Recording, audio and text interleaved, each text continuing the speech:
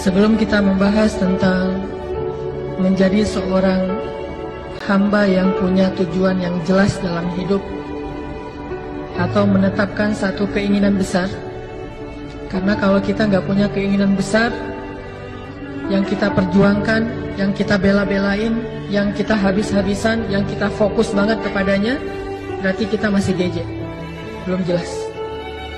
Orang yang udah jelas hidupnya tuh, dia tahu apa yang dia sedang perjuangkan. Orang yang udah jelas hidupnya itu, dia tahu kenapa dia berkorban.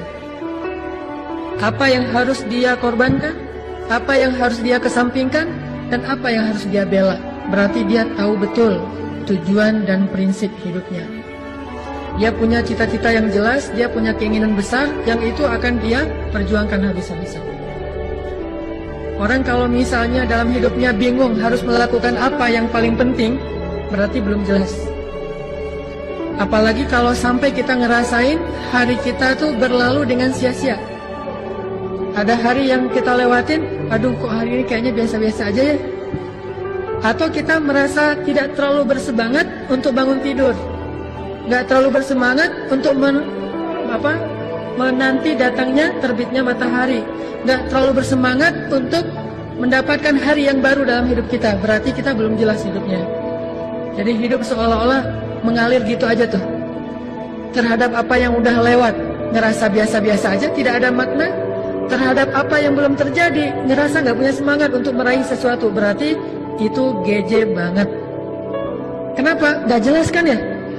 Nah, kita hari ini pengen belajar, saya juga termasuk pengen belajar menetapkan satu keinginan terbesar dalam hidup kita yang membuat kita membela habis-habisan keinginan itu, berkorban untuk keinginan itu, berjuang untuk keinginan itu, melewati berbagai macam rintangan dengan tough, dengan juhud, dengan semangat yang tinggi demi untuk ngedapetin keinginan itu.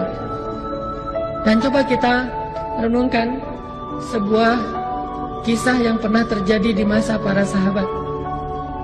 Jadi ada 4 orang soleh, ada 4 orang sahabat dan tabi'in lagi nongkrong nih di dalam Masjidil Haram, lagi ngumpul.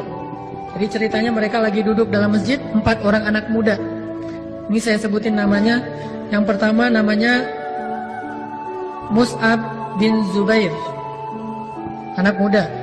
Yang kedua namanya Urwah bin Zubair, berarti dia adik kakak Mus'ab bin Zubair sama Urwah bin Zubair. Yang ketiga namanya Marwah bin Hakam. Dan yang keempat namanya Abdullah ibnu Umar. Kalau saya kenalnya cuma yang keempat doang nih, Abdullah ibnu Umar. Yang lain ada yang kenal? Nanti Google ya. Jadi ada yang namanya Mus'ab bin Zubair, Urwah bin Zubair, Marwah bin Hakam, dan Abdullah bin Umar. Sebetulnya ini agak terkenal, cuma kita mungkin jarang membaca tentang mereka. Nah, keempat anak muda ini yang umurnya kurang lebih sekitar antara 17 sampai 30 tahun, anak-anak muda ini lagi duduk di dalam Masjidil Haram. Tiba-tiba salah seorang di antara mereka nanya, kamu cita-citamu pengen jadi apa?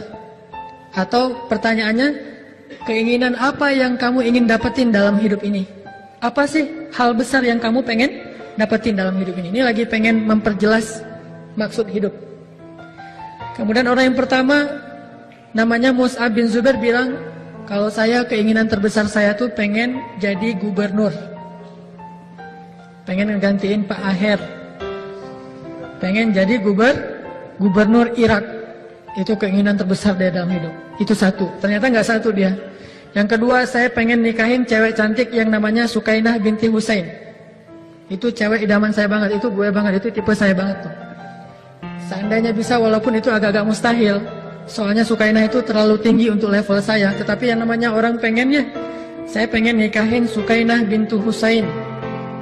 Dia sebutkan itu di depan Masjidil Haram, di depan Ka'bah, karena menurut dia sesuatu yang kayaknya agak-agak susah nih. Kayak ada seorang anak muda ditanya, kamu pengen apa dalam hidup? Cita-cita terbesar saya dalam hidup pengen nikah sama siapa misalnya di antara artis ya, yang main Talak 3 siapa tuh? Nah itu deh, pengen nikah sama artis Fulan binti Fulan.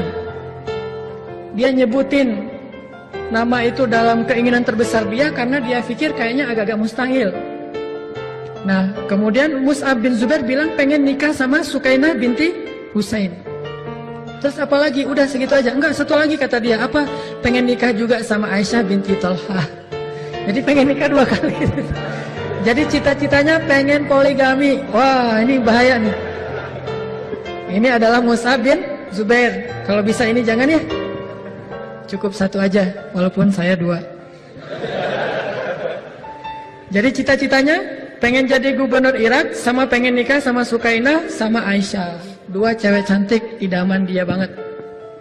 Oke, ternyata selang beberapa tahun kemudian, Mus'ab bin Zubair benar-benar menjadi gubernur Irak, dan benar-benar menikah dengan Sukainah dan Aisyah.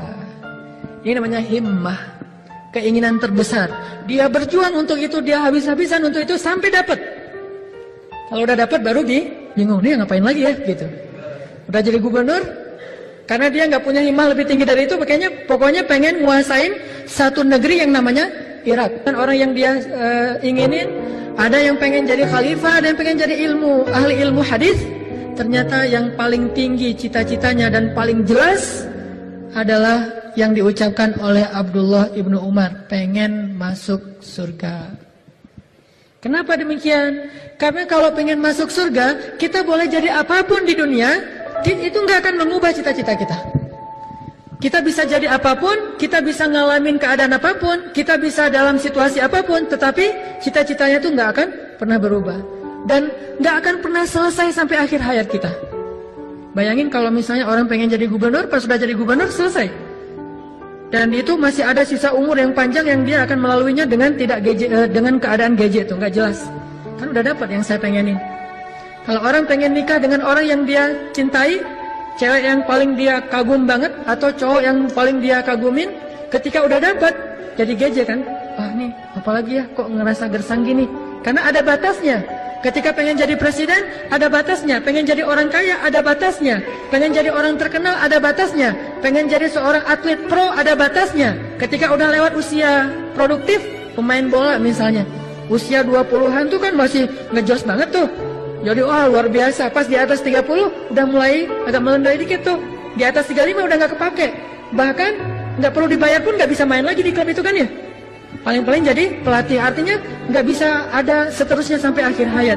Tapi kalau pengen masuk surga, itu terus berlaku mulai dari sejak dia lahir sampai dia wafat, dan itu tidak akan pernah berubah, sehingga hidupnya jelas. Dalam situasi apapun, karena peluang masuk surga itu sama bagi siapapun.